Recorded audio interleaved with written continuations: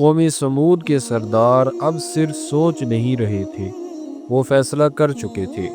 اونٹنی ان کے سامنے تھی، لوگ اس کے گرد جمع ہوتے تھے، اور ہر گزرتا دن حضرت صالح علیہ السلام کی بات کو مضبوط کر رہا تھا۔ یہی بات سرداروں کو سب سے زیادہ چبھ رہی تھی۔ انہیں معجزے سے نہیں، اپنا اثر ختم ہونے سے خوف تھا۔ سرداروں نے دیکھا کہ عام لوگ سوال کرنے لگے ہیں۔ کچھ کہنے لگے، اگر صالح علیہ السلام جھوٹے ہوتے تو یہ اونٹنی کہاں سے آتی؟ یہ سوال سرداروں کے لیے خطرے کی گھنٹی تھا۔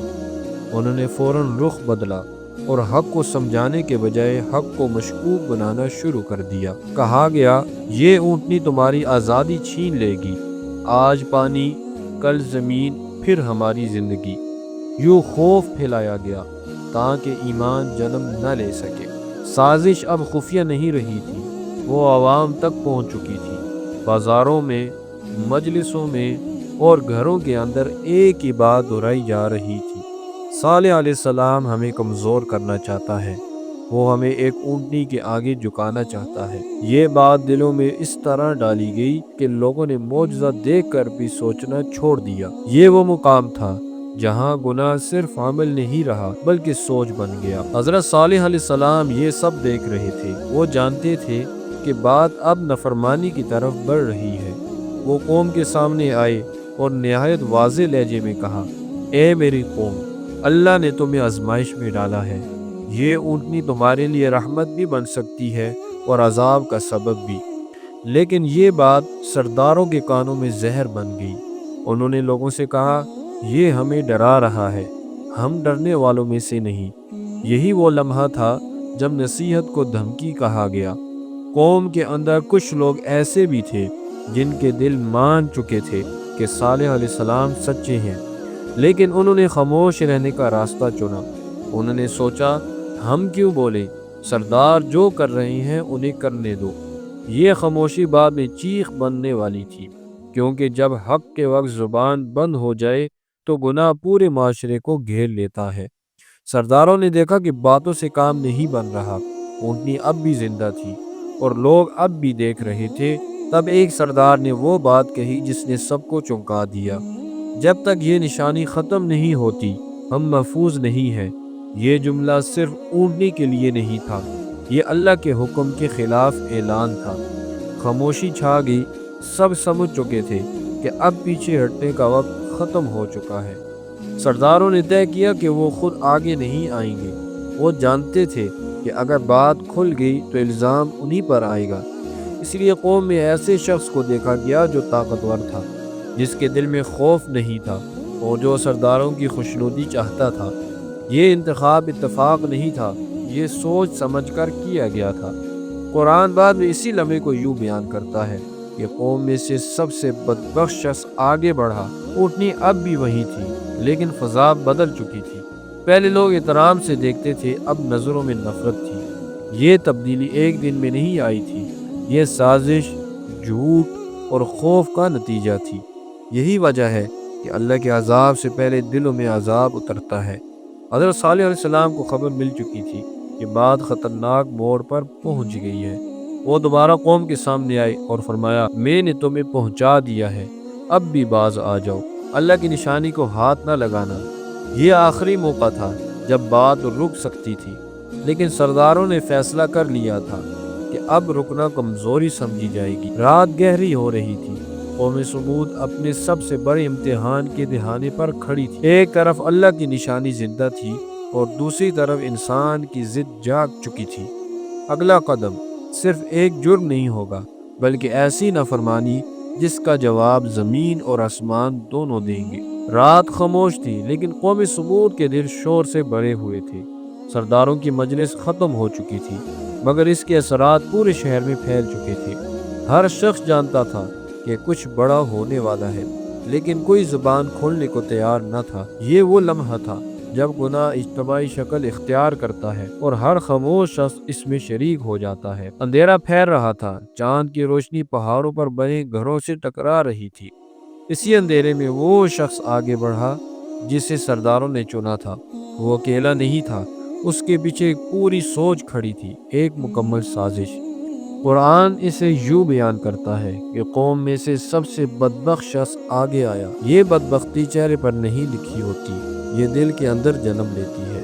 اونٹنی اپنی جگہ موجود تھی، پرسکون، بے خبر اور اللہ کے حکم پر قائم۔ وہ کسی کا نقصان نہیں کر رہی تھی، لیکن غرور کو اس کا وجود ہی ناقابل برداشت تھا۔ وہ شخص قریب آیا، چند لمحے رکا۔ یہ وہ لمحہ تھا جب اگر دل چاہ لیتا تو تاریخ بدل سکتی تھی، لیکن دل پہلے ہی سرداروں کے وعدوں میں بک چکا تھا۔ اچانک حملہ کیا گیا، اللہ کی نشانی زمین پر گر گئی۔ یہ صرف ایک جان کا خاتمہ نہیں تھا، یہ اللہ کے حکم کو روندنا تھا۔ قرآن کہتا ہے، بس انہوں نے اونٹنی کو کاٹ ڈالا اور اپنے رب کے حکم کی نافرمانی کی۔ اس لمحے آسمان گواہ بنا، زمین گواہ بنی، اور پوری قوم اپنے انجام کی طرف ایک قدم آگے بڑھ گئی۔ کچھ لوگ خوش ہوئے، انہوں نے کہا اب سب ٹھیک ہو جائے گا۔ کچھ خاموش رہے، انہوں نے نظریں جھکا لی، لیکن کسی نے بھی اس جرم کو روکنے کی کوشش نہیں کی۔ یہی وجہ ہے کہ عذاب جب آتا ہے تو صرف کرنے والوں پر نہیں، دیکھنے والوں پر بھی آتا ہے۔ حضرت صالح علیہ السلام کو خبر پہنچی، وہ فوراً قوم کے پاس آئے۔ ان کے چہرے پر غصہ نہیں تھا، دکھ تھا۔ انہوں نے فرمایا، تم نے اللہ کی نشانی کو قتل کر دیا، اب اپنے گھروں میں 3 دن تک فائدہ اٹھا لو۔ یہ وعدہ جھوٹا نہیں، یہ اعلان عذاب نہیں تھا، یہ آخری مہلت تھی۔ پہلا دن شروع ہوا، لوگ ایک دوسرے کو دیکھ رہے تھے، کچھ ہنس رہے تھے، کچھ چپ تھے۔ انہوں نے کہا اگر عذاب آنا ہوتا تو ابھی آ جاتا۔ یہی سوچ قوموں کو تباہ کرتی ہے، کیونکہ اللہ کی پکڑ ہمیشہ فوراً نہیں آتی۔ پہلے دن کے آخر میں چند چہرے بدلنے لگے۔ کچھ نے محسوس کیا کہ فضا پہلے جیسی نہیں رہی، لیکن سرداروں نے فوراً کہا یہ محض وہم ہے، ڈرو مت۔ یوں خوف کو بھی دبا دیا گیا۔ اب باتیں بدلنے لگی، لوگ سرگوشیوں میں بات کرنے لگے، لیکن سردار اب بھی مضبوط تھے۔ انہوں نے کہا اگر ہم پیچھے ہٹے تو کمزور کہلائیں گے۔ یہ وہ لمحہ تھا جب غرور توبہ پر غالب آ گیا۔ ہوا میں عجیب سی گھٹن تھی، جانور بے چین تھے، دل مطمئن نہیں تھے، لیکن پھر بھی کسی نے صالح علیہ السلام کے پاس آ کر معافی نہیں مانگی، کیونکہ نافرمانی اب عادت بن چکی تھی۔ تیسرا دن قریب آ رہا تھا۔ قوم سمود ظاہری طور پر زندہ تھی، لیکن اندر سے اپنا مقدمہ ہار چکی تھی۔ اب جو ہونا تھا وہ رکنے والا نہیں تھا۔ اگلا سورج یا تو توبہ لے کر آئے گا یا ایسی چیخ جو صدیوں تک سنائی دے گی۔ تیسرا دن آیا، صبح کی پہلی کرنیں پہاڑوں کے کناروں پر پڑ رہی تھی، لیکن قوم سمود کے چہرے پہلے جیسی ہنسی اور غرور سے خالی تھے۔ اب خوف ہر دل میں بیٹھ چکا تھا، اور 3 دن کی مہلت صرف توبہ کے آخری دروازے کے لیے تھی۔ فضا میں گھٹن بڑھ گئی تھی، ہوا رک گئی، جانور بے چین، پہاڑ کانپ رہے تھے، اور زمین میں ہلکی ہلچل محسوس ہو رہی تھی۔ یہ سب چھوٹی چھوٹی نشانیاں کہتی تھیں اللہ کا عذاب قریب ہے، لیکن تم پھر بھی نہیں سنو گے۔ کچھ لوگوں نے پہچانا، کچھ نے انکار کیا، لیکن سرداروں کی سازش اب بھی دلوں میں غالب تھی۔ اونٹنی اپنی جگہ موجود تھی، خاموش، عظیم اور مضبوط۔ یہ صرف جسمانی جانور نہیں تھی، یہ اللہ کی نشانی اور رحم کی علامت تھی۔ لیکن قوم کے دل سخت ہو چکے تھے۔ انہوں نے اس پر ظلم کرنے والے شخص کو روکنے کی کوشش نہیں کی، اور یہ ظلم اب تاریخ کا حصہ بننے والا تھا۔ وہ بدبخت شخص دوبارہ حرکت میں آیا، اونٹنی پر حملہ کیا گیا اور اس کا جسم زخمی ہوا۔ یہ جرم صرف ایک جان کا خاتمہ نہیں تھا، یہ اللہ کے حکم کے خلاف کھلی بغاوت تھی۔ حضرت صالح علیہ السلام نے فوراً قوم کو آخری بار خبردار کیا، اب بھی توبہ کا وقت ہے، ورنہ اللہ کا عذاب تمہیں چھو جائے گا۔ لیکن غرور، سرداروں کی حوصلہ افزائی اور انسان کی ضد اب بھی غالب تھی۔ قوم نے اپنی ضد کو بڑھا دیا اور نصیحت کو رد کر دیا۔ تب اچانک زمین میں زوردار ہلچل شروع ہوئی، پہاڑ کانپنے لگے، گھروں کی دیواریں پھٹنے لگی، سورج کی روشنی دھندلی پڑ گئی، اور ہوا میں ایک عجیب سی چیخ گھومنے لگی جو ہر طرف گونج رہی تھی۔ کچھ لوگ گھروں سے باہر بھاگے، لیکن زمین نے ان کے قدم روک دیے۔ پہاڑوں کے اندر سے ٹوٹ پھوٹ کی آوازیں سنائی دی، اور ہر چیز جو انسان کے غرور کا نشان تھی اب اپنی اصل حالت میں بدل گئی۔ اونٹنی کی جگہ اب ایک علامت بن کر رہ گئی کہ اللہ نے رحم کرنے کے بعد بھی نافرمانی کرنے والوں کو عبرت دی۔ زمین نے اپنی کھود اور کام کر قوم کو ڈھانپ لیا، پہاڑ ٹوٹ گئے اور گھروں کے اوپر گرنے لگے۔ آسمان میں گھنے بادل جمع ہو گئے، ہوا کی زوردار جھونکیں ہر چیز کو اپنے ساتھ لے گئی، چاند کی روشنی دھندلی ہو گئی، اور فضا میں خوف کی گونج ہر دل میں اتر گئی۔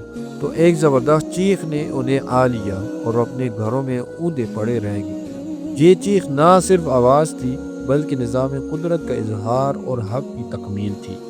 سردار بدبخت شخص اور پوری قوم اپنے غرور کے سبب فنا ہو گئی۔ اونٹنی جو اللہ کی نشانی تھی اب صرف ایک یادگار رہ گئی۔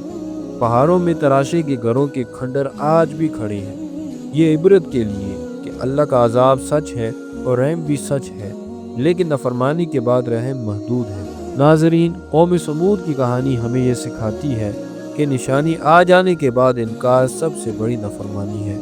غرور اور تکبر انسان کو عذاب کے راستے پر لے جاتے ہیں۔